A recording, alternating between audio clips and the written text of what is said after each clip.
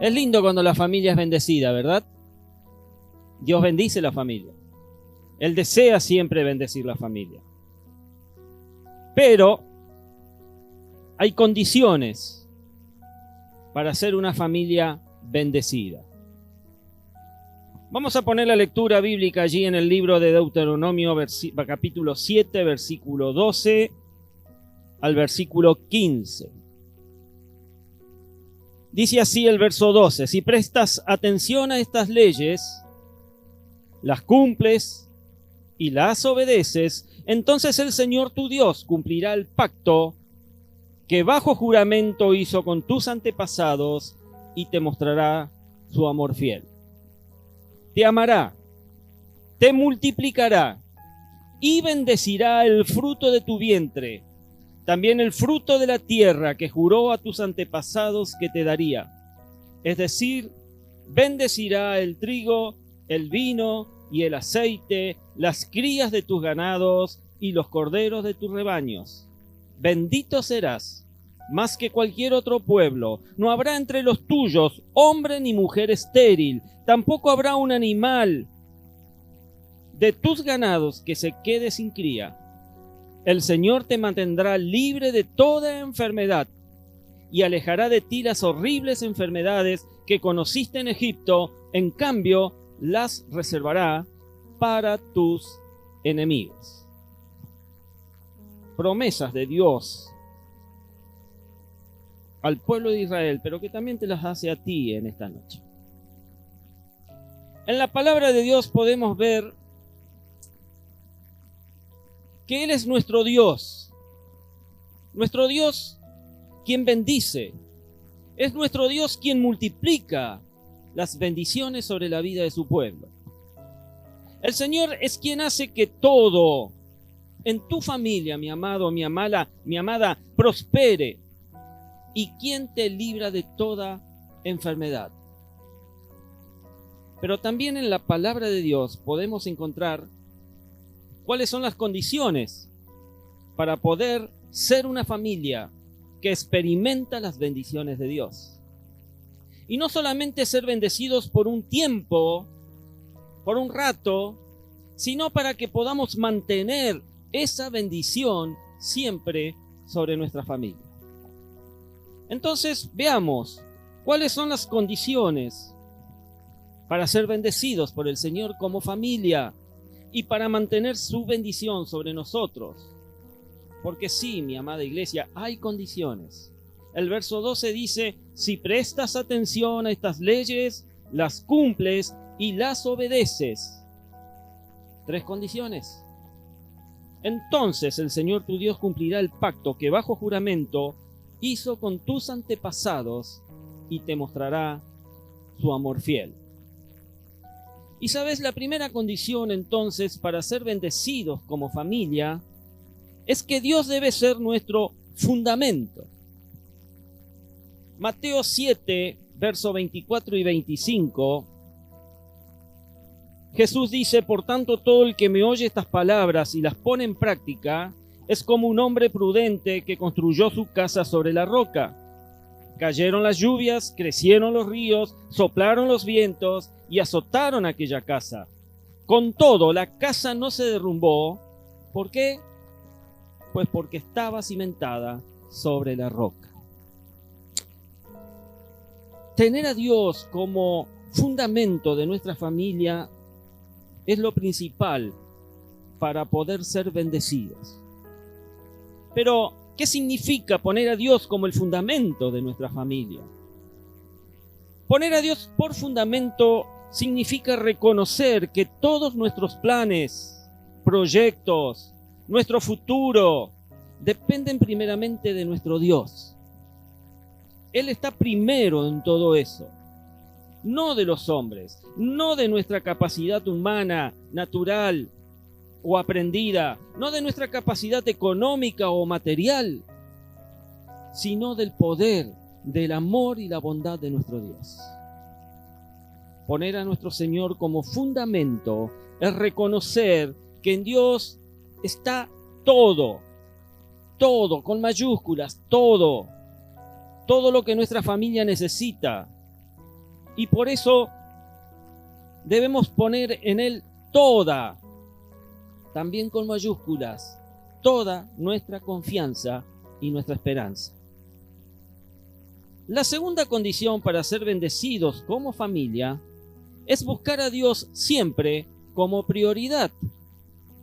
En Mateo 6, 31, 33, Jesús dice: así que no se preocupen diciendo qué comeremos, o qué beberemos, o con qué nos vestiremos. Los paganos andan tras todas estas cosas, pero su Padre Celestial sabe que ustedes las necesitan. Más bien busquen primeramente el reino de Dios y su justicia. Entonces todas estas cosas les serán añadidas. Y seguramente que si le preguntamos a cualquier familia cristiana de aquí o de cualquier otra iglesia, si Dios es su fundamento, pues dirá que sí. Cree tener esa seguridad de que Dios es su fundamento, que su familia está fundada en Dios. Pero es lamentable que esas palabras no vayan de acuerdo a veces con sus acciones ni con sus prioridades. Si verdaderamente nuestra familia está fundada en Dios, tenemos que demostrarlo por medio de nuestras prioridades, caminando en sus caminos, congregándonos con constancia, teniendo una vida de oración, una vida de comunión con el Señor, en familia, cumpliendo con la palabra empeñada, que nuestro sí sea sí y que nuestro no sea no. Hoy la vida de las personas es un tal vez, aún de los cristianos, un quizás, un veo si puedo, en donde el sí se convierte en no y el no se convierte en sí. Una familia verdaderamente bendecida es aquella que no es solamente una familia cristiana de vez en cuando, sino que es una familia cristiana todos los días, en la iglesia, en la calle, en nuestra casa, en donde se encuentre. Y la tercera condición para ser bendecidos como familia es trabajar con honradez y esfuerzo. La palabra honradez hoy está muy devaluada, aún dentro del cristianismo, lamentablemente. En 1 Tesalonicenses capítulo 4, versos 10 y 12, Pablo escribe: en efecto, ustedes aman a todos los hermanos que viven en Macedonia. No obstante, hermanos, los animamos a amarse aún más, a procurar vivir tranquilos, a ocuparse de sus propias responsabilidades y a trabajar con sus propias manos. Así les he mandado, para que por su modo de vivir se ganen el respeto de los que no son creyentes y no tengan que depender de nadie. Según Pablo, esta es la vida que agrada a Dios. El texto nos está diciendo que no es suficiente amar a todos o decir que amamos. Lo importante es que debemos ocuparnos de nuestras responsabilidades. Responsabilidades que tenemos para con la familia, para con el trabajo y aún más para con la iglesia. Responsabilidades. En 2 Tesalonicenses capítulo 3, un capítulo anterior al que leímos, versos 6 al 12, nos habla del deber de trabajar y dice: hermanos, en el nombre del Señor Jesucristo les ordenamos que se aparten de todo hermano que esté viviendo como un vago y no según las enseñanzas recibidas de nosotros. Ustedes mismos saben cómo deben seguir nuestro ejemplo, pues no vivimos como ociosos entre ustedes, ni comimos el pan de nadie sin pagarlo. Al contrario, día y noche trabajamos arduamente y sin descanso para no ser una carga a ninguno de ustedes. Y lo hicimos así porque no tuviéramos derecho a tal ayuda, sino para darles buen ejemplo. Porque incluso cuando estábamos con ustedes, les ordenamos, el que no quiera trabajar, que tampoco coma. Y nos hemos enterado de que entre ustedes hay algunos que andan de vagos, sin trabajar en nada, y que solo se meten en lo que no les importa. A tales personas ordenamos y exhortamos en el Señor Jesucristo que tranquilamente se pongan a trabajar para ganarse la vida. La pérdida de la cultura del trabajo no es solamente en esta actualidad. Sí, claro, en esta actualidad se ha agrandado, se ha agravado, pero vagos hubo a lo largo de toda la historia. No es mérito tuyo propio, mi hermano, si estás vagando. Hubo vagos en la iglesia de Tesalónica y Pablo los exhorta a que si no trabajan, no coman. Y es importante, como familia cristiana, reconocer que el trabajo es un medio por el cual Dios bendice a las familias. Es decir, que Dios bendice a los que trabajan de manera honrada y esforzada. Hay muchos hermanos en esta congregación que están trabajando de manera honrada y esforzada.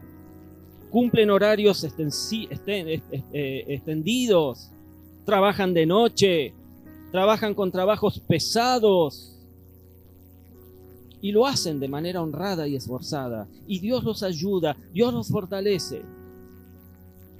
Toda persona que no quiere trabajar y dice que vive por fe, en la realidad, ¿saben qué es? Un haragán que pone lo espiritual como excusa para no hacer nada y vivir de los demás. A esos la palabra de Dios le dice que viven desordenadamente. No hay orden en su vida. No trabajando en nada, viven desordenadamente.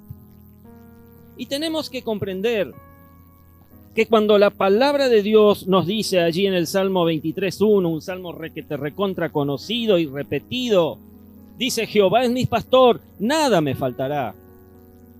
Esto no significa que no vamos a trabajar. Nada nos faltará también incluye que no nos va a faltar el trabajo. Porque no dice que algunas cosas me van a faltar, dice nada me va a faltar. Y si nada me va a faltar, el trabajo está incluido dentro de ese nada. Y Dios va a bendecir nuestro esfuerzo. Si nosotros hacemos lo que nos corresponde, nosotros debemos hacer lo que podemos, sí. Y Dios va a hacer lo que nosotros no podemos. Y aquel que es poderoso para hacer todas las cosas mucho más abundantemente de lo que pedimos o entendemos, según el poder que actúa en nosotros, dice la carta de los Efesios allí en el capítulo 3. Pero como ya mencioné, una cosa es obtener las bendiciones y otra cosa es mantenerlas. Por eso ahora quiero que veamos las condiciones que nos ayudan a mantener, a retener la bendición de Dios sobre nuestras familias. ¿Estás ahí? Amén. Y la primera condición para mantenernos bendecidos como familia es ser agradecidos, ser fieles con Dios, con nuestras finanzas. Proverbios 3, del 9 al 10 dice: honra al Señor con tus riquezas y con los primeros frutos de tus cosechas.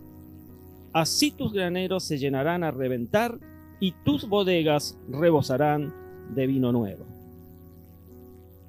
Y es muy lamentable que muchas familias cristianas fallan en este punto.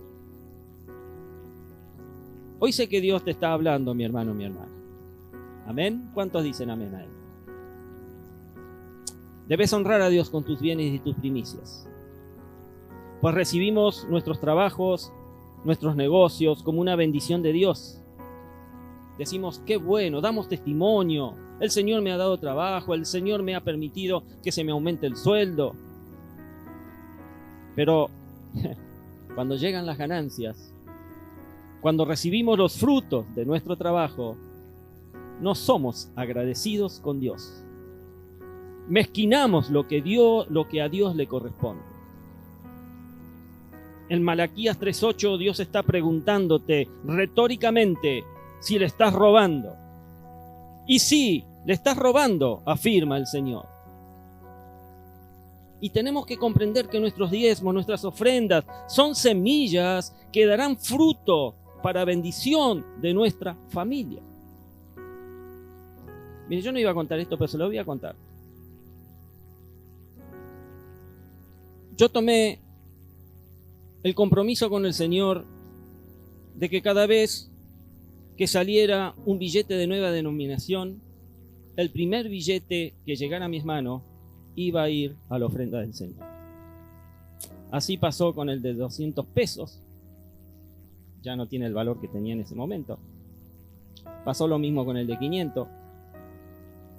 Se demoró un poco más la llegada del de 1000.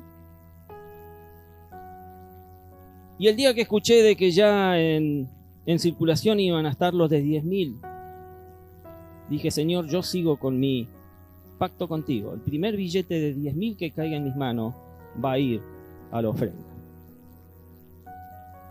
Y se hizo esperar. Se hizo esperar. Primero porque no hay muchos en circulación.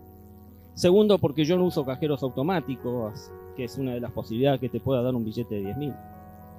Pero saben, hoy fui a un cliente que quería que le armara una máquina. Y tómelo como testimonio, mi hermano. Y me dice, bueno, yo te voy a adelantar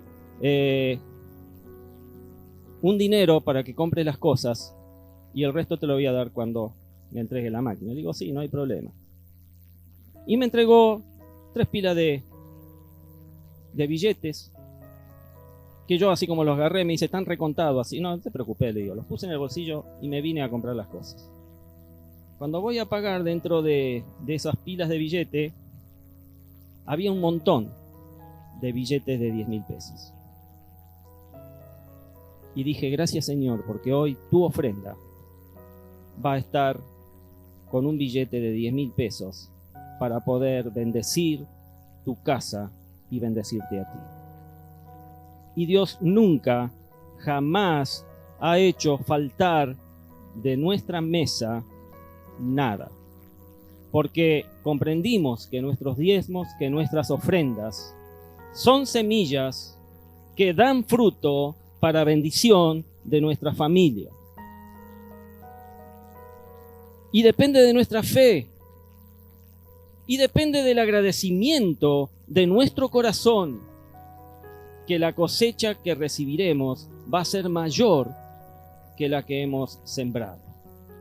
En 2 Corintios capítulo 9, versos 5 al 7, Pablo escribe, así que me pareció necesario rogar a estos hermanos que se adelantaran a visitarlos y completaran los preparativos para esa ofrenda generosa que ustedes habían prometido. Entonces estará lista como un acto de generosidad y no como una imposición nuestra. Recuerden esto, el que siembra escasamente cosechará, y el que siembra en abundancia cosechará. Cada uno debe dar según lo que haya decidido en su corazón, no de mala gana, ni por obligación, porque Dios ama al que da con alegría. Y yo sé que Dios me ama, porque yo he dado con alegría. Y en estos textos podemos, mis amados, reflexionar en algo muy importante para la bendición de nuestra familia. El que siembra escasamente cosechará. Y el que siembra en abundancia ha de cosechar. Entonces, el que no siembra nada, ¿qué va a cosechar? Pues la respuesta es lamentable. Porque no va a cosechar nada. Ni poco ni mucho, 0. Pero a veces te das el derecho de reclamarle al Señor por lo que no tenés y no conseguís o te falta. Reclamás, pero no sembrás. Como familia debemos tener la fe. Debemos tener el agradecimiento para sembrar con fe y con fidelidad, reconociendo una verdad natural y espiritual. ¿Y cuál es esa verdad? Que siempre la cosecha va a ser superior a la siembra. Pensá en esto: con una semilla que siembres, vas a conseguir 100 de ellas, porque la planta no te va a dar una semilla. La planta te va a dar cientos de semillas. Es lo importante aquí, no es la manzana, sino cuántas manzanas hay en su semilla. ¿Entendiste esto? No importa la manzana, sino cuántas manzanas hay en la semilla de esa manzana. Vale la pena tomar el reto de fe que nos hace nuestro Dios. Dios te está diciendo: probadme.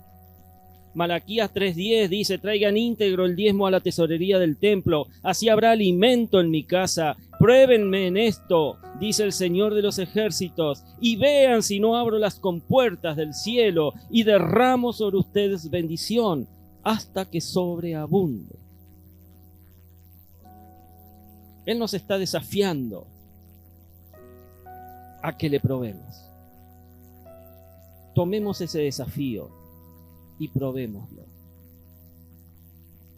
La segunda condición para mantener la bendición de Dios en nuestra familia es no dejar que la prosperidad haga que nuestro corazón se aparte de Dios. Salmo 62:10 dice: no confíen en la extorsión ni se hagan ilusiones con sus rapiñas, y aunque se multipliquen sus riquezas, no pongan el corazón en ellas. Y estas palabras nos muestran uno de los errores que cometemos cuando Dios nos bendice y prospera nuestra familia. Y ese error es apartar nuestro corazón de Dios y comenzar a ponerlo en las riquezas y en los bienes. Cuando nos dejamos llevar por los afanes y el engaño de las riquezas, es cuando hacemos que la obra del Señor en nuestra familia se seque y no pueda dar frutos.